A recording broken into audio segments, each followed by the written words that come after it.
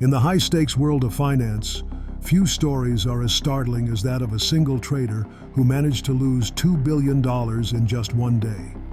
This staggering loss sent shockwaves through the industry, raising urgent questions about risk, oversight, and the limits of human judgment. The event unfolded rapidly, leaving colleagues and executives scrambling to understand how such a disaster could occur. As news of the loss broke, markets reacted with volatility and uncertainty. The trader's actions not only impacted his firm, but also reverberated across global financial systems. This incident would soon become a defining moment, illustrating the dangers lurking beneath the surface of modern trading. What led to this extraordinary collapse, and what lessons can be drawn from one of history's most dramatic financial disasters? In the heart of Paris, the financial district pulses with energy and ambition. Here, Société Générale stands as one of France's most prominent banks. Its glass towers filled with traders navigating the unpredictable tides of global markets. Within these walls, the world of high-stakes trading unfolds, a fast-paced environment where fortunes can be made or lost in seconds. It was in this charged atmosphere that Jérôme Kerviel began his career, surrounded by the constant hum of deals and decisions. The pressure to outperform rivals and deliver profits was relentless, shaping the daily lives of those who worked there. For Kerviel and his colleagues, each day brought new challenges and opportunities, all set against the iconic backdrop of Paris's financial elite. Jérôme Kerviel began his career at Société Générale with little fanfare, joining the bank's middle office before moving to the trading desk.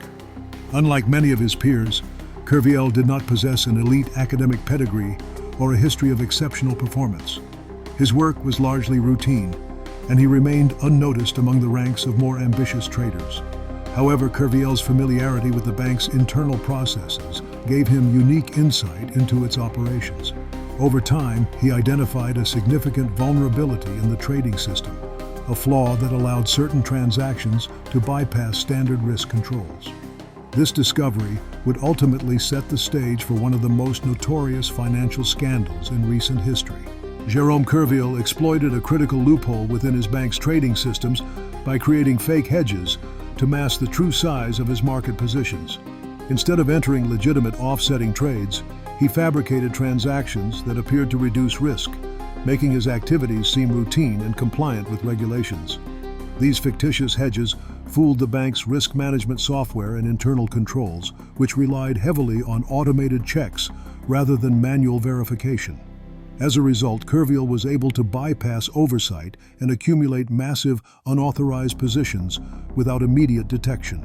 The complexity and volume of his trades further obscured his activities, allowing him to operate under the radar for an extended period. This manipulation ultimately exposed significant vulnerabilities in the bank's risk management framework. Jérôme Kerviel managed to accumulate a staggering $70 billion position by exploiting weaknesses in the bank's risk controls. He used his knowledge of internal systems to conceal unauthorized trades, often offsetting them with fictitious hedges to avoid detection. As his positions grew, they far surpassed the total value of Société Générale itself, putting the bank at risk of massive losses. Kerviel's activities went unnoticed for months, largely due to his ability to manipulate records and bypass oversight. This unchecked exposure left the bank vulnerable to market fluctuations that could have resulted in catastrophic financial consequences. The sheer scale of his trades was unprecedented, highlighting serious flaws in the institution's monitoring and compliance procedures. The market's sudden shift caught Kerviel off guard. What had previously seemed like a calculated risk quickly spiraled out of control as prices moved sharply against his positions. Volatility soared, and the losses began to mount at an alarming rate, far exceeding initial projections. The speed and magnitude of the downturn left little room for corrective action, amplifying the financial damage. As the situation worsened, the scale of exposure became apparent, revealing the true extent of the risk that had been concealed. This pivotal moment marked the beginning of a crisis that would have far-reaching consequences for both Kerviel and his employer. The bank first noticed irregularities when a series of unauthorized trades appeared in its records, triggering immediate concern among senior staff. As the transactions multiplied, confusion spread throughout the organization, with teams scrambling to trace their origin and understand the scope of the issue. Initial investigations failed to provide clarity, deepening the sense of unease. It soon became apparent that these trades were not the result of external hacking or technical error. Instead, evidence pointed to a breach from within the bank itself. The realization that an insider had manipulated the system sent shockwaves through the institution, forcing leadership to confront the unsettling truth about their own vulnerabilities. The atmosphere in the meeting room was charged with tension as Jérôme Kerviel faced Société Générale's senior management. Confronted with mounting evidence of unauthorized trades, Kerviel struggled to explain his actions, insisting that his strategies were misunderstood and that he was acting in the bank's interest. However, his justifications fell flat under the scrutiny of experienced executives who pressed him for clear answers. The more he tried to defend himself, the more apparent it became that his explanations could not account for the magnitude of the risk he had taken. The management's skepticism grew, and Kerviel found himself increasingly isolated, unable to regain their trust. This pivotal moment marked the unraveling of his position within the bank. In the immediate aftermath of the scandal, Société Générale moved swiftly to liquidate Jérôme Kerviel's unauthorized trades. This rapid unwinding of risky positions resulted in a staggering loss of nearly $2 billion for the bank.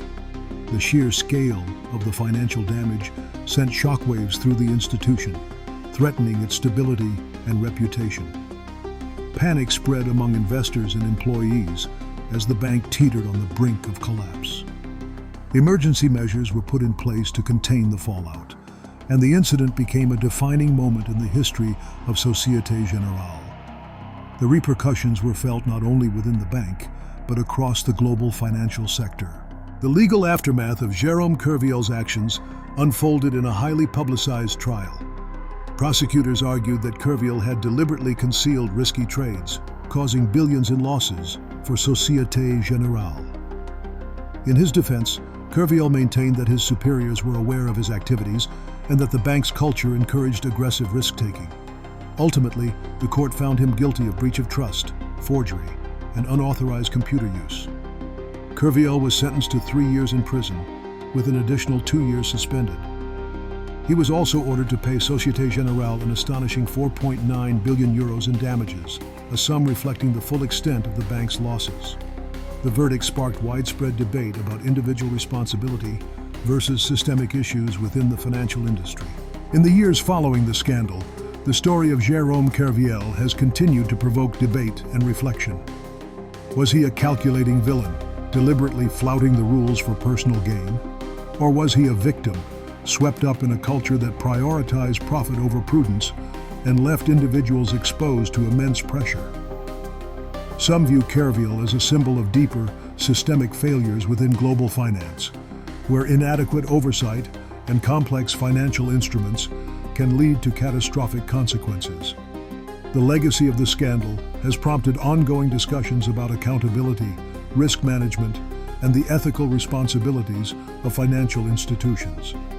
Ultimately, Kerviel's actions and their repercussions serve as a cautionary tale, challenging us to consider how such failures can be prevented in the future.